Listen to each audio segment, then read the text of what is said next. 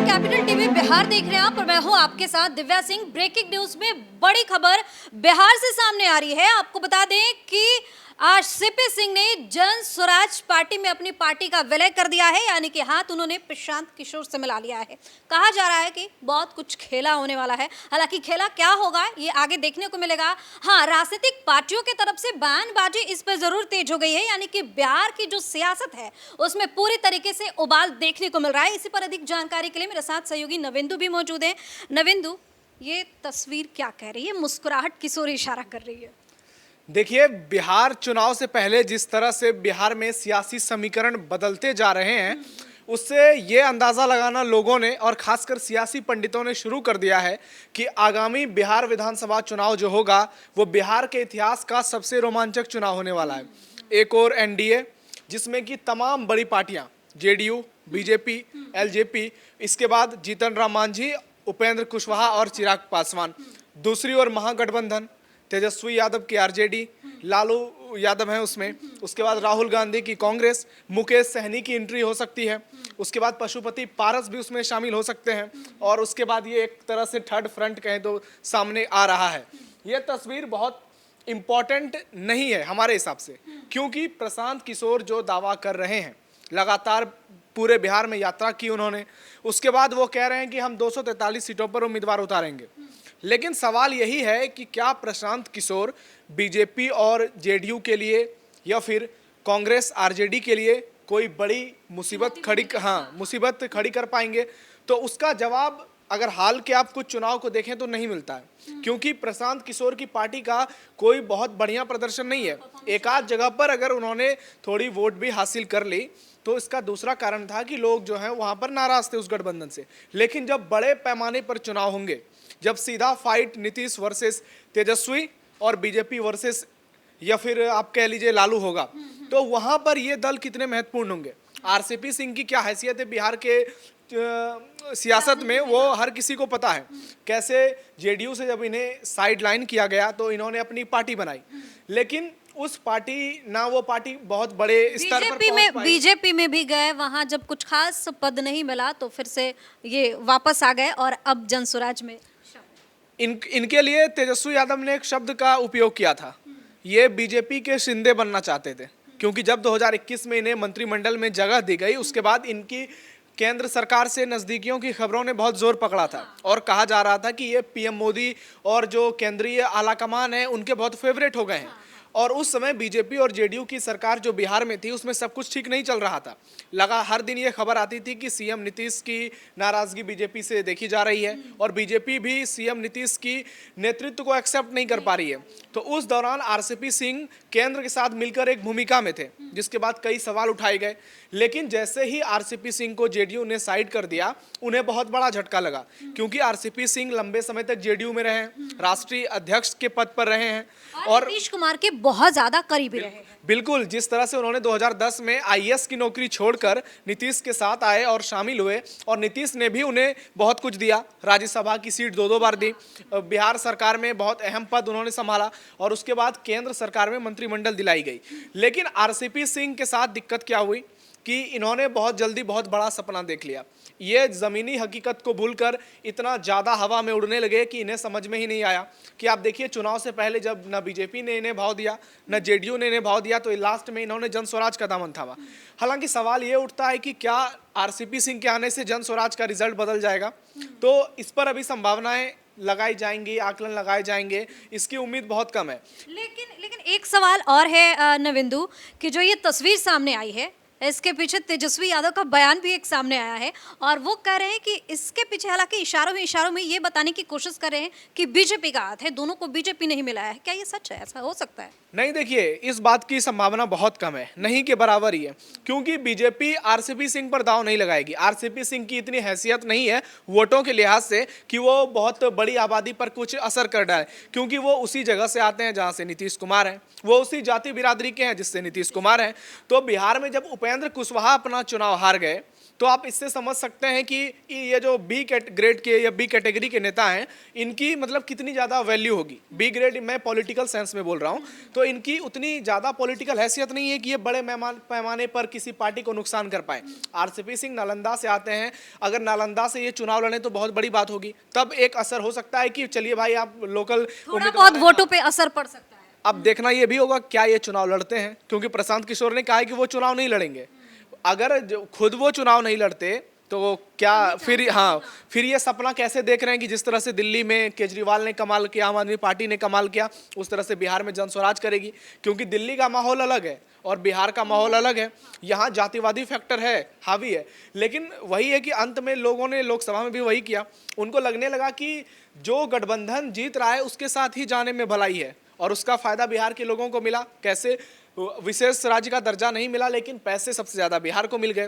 तो महागठबंधन और एनडीए की स्थिति जब चुनाव के समय में सामने होगी तो लोग फिर इसी से हिसाब से डिसाइड करेंगे, वो देखेंगे कौन सी पार्टी जीत रही है और वो उसी हिसाब से वोट देंगे। वो जन स्वराज को वोट देकर अपना वोट बेकार नहीं करेंगे। मैं बहुत पहले से कह रहा हूं कि जन स्वराज की जो भूमिका है वो लोगों को अब तक स्पष्ट नहीं हो पाई है। कई लोगों के मन में डाउट है कि ये बीजेपी के एजेंट है, फिर से दूसरे लोगों को ये लगता है कि ये खुद ब्राह्मण समुदाय से आते हैं। तो ऐसे में ये जब ब्राह्मणों का वोट काटेंगे, सवर्ण जातियों का वोट काटेंगे, तो फिर ये बीजेपी के साथ ही कैसे हुए? ये मुसलमानों की बात करते हैं, कई मुसलमानों को टिकट देने की बात करते हैं। तो ऐसे में ये तेजस्वी यादव के कैसे टीम के सदस्य हो सकते हैं? क्योंकि ये बात ऐसे कर रहे हैं, बीजेपी पर भी हमले बोल रहे हैं, पीएम मोदी को भी निशाने पर ले रहे हैं, नीतीश सरकार पर भी लगातार कड़े हमले कर रहे हैं। तो ऐसे में लोगों के मन में डाउट है कि ये हैं किस ओर के, और जब आप ना इधर के होते हैं ना उधर के होते हैं तो फिर लोग आप पे भरोसा नहीं करते हैं। उनको लगता है कि फिर जिस गठबंधन के बीच चुनाव है उसी के बीच में रहना सही होगा, क्योंकि भविष्य फिर नजर नहीं आ रहा है। 2-4-10 सीट जीत कर ये मतलब कोई समीकरण नहीं बदल देंगे बिहार में। हाँ, ये हो सकता है। जिस तरीके से आज ये घटनाक्रम देखने को मिला है, दोनों एक साथ आए हैं, दोनों ने हाथ मिलाया है और चुनाव भी होने वाले हैं। बीजेपी की तरफ से भी बयान आया, पहले तो तेजस्वी ने दिया, फिर बीजेपी ने ये कह दिया है कि इसका कोई खास असर नहीं होने वाला है। हाँ बिल्कुल, इसका वाकई में कोई खास असर नहीं होने वाला है। और तेजस्वी यादव ने जो बयान दिया उस पर भी गौर करना चाहिए, क्योंकि दोनों नेता एक समय में नीतीश के सबसे ज्यादा करीबी हुआ करते थे। दोनों पार्टी के उस पद तक पहुंचे जहां पे और नेता नहीं पहुंच पाए हैं, अध्यक्ष और एक उपाध्यक्ष। हाँ, और ये देखिए कि दोनों ने नीतीश को जिताने में बड़ी भूमिका निभाई है। और प्रशांत किशोर से बेहतर कौन जानेगा, नीतीश कुमार हो या फिर बीजेपी को, क्योंकि उन्होंने दोनों ही पार्टियों के साथ काम किया है।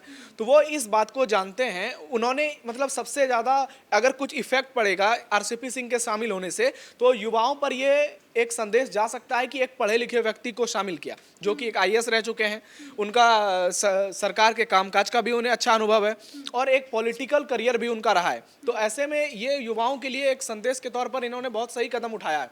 लेकिन इसका प्रभाव कितना पड़ पाएगा, इस पर मुझे लगता है कि सवाल भी नहीं है। इसका जवाब यही है कि आरसीपी सिंह की उतनी हैसियत नहीं है। आपने देखा होगा कि जब चिराग पासवान अकेले चुनाव लड़े तो 1 सीट जीत पाए। 5-6% जिनकी आबादी है जाति की, जो कहा जाता है कि चिराग पासवान जो है वो पासवान जाति के सबसे बड़े नेता हैं, और जाहिर सी बात है वो बिरादरी भी एक मुश्त वोट करती है। जब चिराग पासवान कुछ नहीं बिगाड़ पाए, हालांकि जेडीयू का उन्होंने नुकसान किया, लोग आकलन करते हैं, और जेडीयू 42 सीटों पर सीमित रह गई थी। लेकिन अगर चिराग कुछ बड़ा नहीं कर पा रहे हैं नुकसान, जीतन राम मांझी कुछ बड़ा नुकसान नहीं कर पा रहे हैं, तो वहां पर आरसीपी सिंह कैसे नुकसान करेंगे? और आरसीपी सिंह ओबीसी से समाज से आते हैं, एससी एसटी समाज से भी नहीं है कि एक बहुत बड़ा माहौल क्रिएट कर पाएंगे। जैसे ही उपेंद्र कुशवाहा ने काराकाट से चुनाव लड़ा था, पवन सिंह भी वहां चुनाव लड़ने के लिए आ गए, जबकि वहां पे देखिए आप राजपूत जाति की वोटरों की संख्या बहुत ज्यादा है, लेकिन फिर भी पवन सिंह चुनाव हार गए। तो ये इस बात की तस्दीक करता है कि बिहार की राजनीति जो है वो दूसरे राज्यों से अलग है। यहाँ पर सिर्फ और सिर्फ लोग ये तय करते हैं कि उनका फायदा किस पार्टी से। थोड़ा सा बयानों पे एक बार फिर से चलेंगे। जिस तरीके से बीजेपी की तरफ से बयान है, फुल कॉन्फिडेंस में नजर आ रही है, लेकिन तेजस्वी यादव का जिस तरीके से बयान है वो बीजेपी पर कहीं ना कहीं आरोप लगा रहे, तो डरे हुए हैं क्या तेजस्वी यादव? देखिए, हर ओर से अगर कोई परेशान है सबसे ज्यादा तो वो तेजस्वी हैं, क्योंकि उन्हें लग रहा है एक और बीजेपी है, बीजेपी के साथ जेडीयू है और नीतीश कुमार हैं, जो कि एक्स फैक्टर है एनडीए गठबंधन के लिए। लोग भले ही उन पर सवाल उठाएं, मुझे लगता है कि आज के दौर में भी नीतीश लायबिलिटी नहीं बल्कि रिसोर्स हैं बीजेपी के लिए भी या एनडीए के लिए भी, क्योंकि ईबीसी वोटरों को सीधा साधते हैं नीतीश कुमार। उनके साथ 5-6% वाले चिराग पासवान हैं, जीतन राम मांझी की अच्छी खासी पैठ बताई जाती है, मुकेश सहनी की भी आने की बात हो रही है, उपेंद्र कुशवाहा हैं ही, सम्राट चौधरी भी हैं, जिनका कि एक कुशवाहा जाति की बहुत कहा जाता है कि एक बड़े नेता के तौर पर वो उभर रहे हैं। वैसे में तेजस्वी को लग रहा है कि एक और तो पहाड़ खड़ा है, लेकिन दूसरे ओर से जो है वो ऐसे ऐसे पत्थर आ रहे हैं जो कि उनको घाव कर रहे हैं। हाँ, आप देख लीजिए, अगर प्रशांत किशोर मुस्लिम के वोट काटते हैं, वो अगर यादवों के भी कुछ वोट काटते हैं, क्योंकि वो कह रहे हैं कि हम टिकट बहुत ज़्यादा मात्रा में इन्हें देने वाले हैं। हालांकि मुझे नहीं लगता कि मुस्लिम यादव वोट बटेगा। वहीं तीसरी ओर ओवैसी भी दावे ठोक रहे हैं। सीमांचल में ओवैसी का प्रभाव है, इस बात से कोई इनकार नहीं कर सकता। 5 सीटें जीतना कोई छोटी बात नहीं है, वो भी उस एरिया में जो कि आरजेडी कांग्रेस का गढ़ है। किशनगंज, जहां पर मुस्लिम आबादी 70% है, वहां ओवैसी ने आके 5 सीटें जीत ली। और इस बार भी ओवैसी दमखम दे भर रहे हैं, वहां पर लगातार दावे कर रहे हैं कि हम भी चुनाव लड़ेंगे, हम मजबूत एक उम्मीदवार की उन्होंने घोषणा भी कर दी। तो ऐसे में अब तेजस्वी यादव हर ओर से घिर गए हैं। उन्हें लगता है कि बीजेपी एनडीए तो ठीक है, वहाँ से हमारा जो कैडर वोटर है वो या तो इन तरफ है या तो उस तरफ है, लेकिन ये साइड से जो वोट काटेंगे ये फिर हमें नुकसान पहुंचाएगा, क्योंकि बीजेपी के वोटर अंत में जाके या ऐसे तो भी कहते हैं कि बूंद बूंद से घड़ा भर जाता है। वही हाल है। जैसे आपने देखा होगा कि लोकसभा चुनाव में विधानसभा चुनाव की तुलना से नोटा पर ज़्यादा वोट पड़ा, तो नोटा पर वोट जाना भी एक बहुत बड़ा फैक्टर हो सकता है।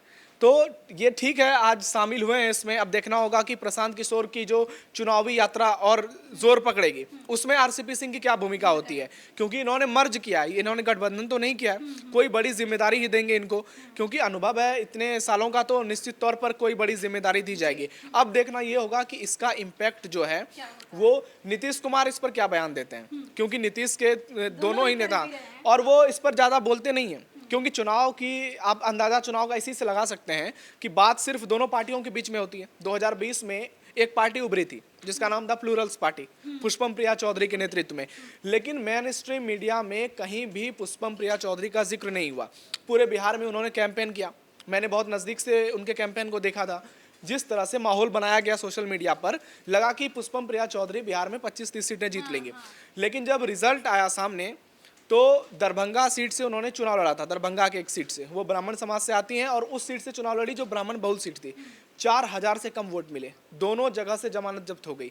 ये बताता है कि लोगों का जो दिमाग है वो क्लियर है वोटों पे, नीतीश या फिर मोदी। एक और उनके दिमाग में ये चीज़ बैठी हुई है कि अगर आरजेडी की सरकार बनती है तो जंगल राज की झलक दूसरी ओर दूसरी ओर लोगों को लगता है चलो नीतीश कुमार है, एक आखिरी मौका और दे देते हैं इन्हें, कम से कम ये सुशासन के दावे तो करते रहेंगे, वो जंगल राज वाली बात नहीं आएगी। और जिस तरह से पीएम मोदी लगातार हमले कर रहे हैं महागठबंधन पे, लोगों को बार बार ये याद दिला रहे हैं कि आप अगर उनके सरकार लाओगे तो फिर से आपको उसी दौर में जाना पड़ेगा। नीतीश भी बार बार इस बात का जिक्र करते हैं। और अब देखिए कि बिहार इतना इंटरेस्टिंग हो गया कि राहुल गांधी 5 महीने में 5 बार बिहार चले गए।